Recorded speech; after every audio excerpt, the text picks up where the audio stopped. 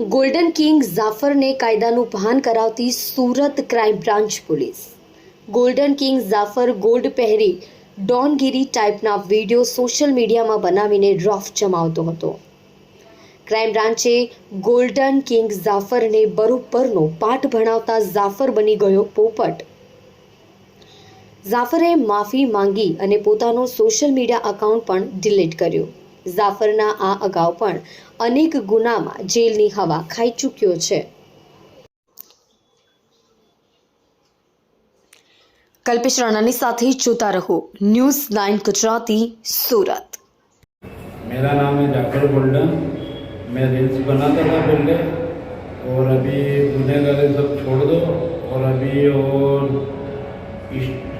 Insta बनाने का मेरे को शौक था और गोल्ड पहनने का शौक था. अभी गुनहगारी मैंने छोड़ दिया, मेरा अकाउंट ब्लॉक कर दिया वो मैंने. और सबकी रीत से जियो अच्छे से और जीवन निभाओ. सब जीवन छोड़ दो, ये गुनहगारी छोड़ दो. मैंने भी छोड़ दिया गुनहगारी और ब्लॉक कर दिया अकाउंट इंस्टा का.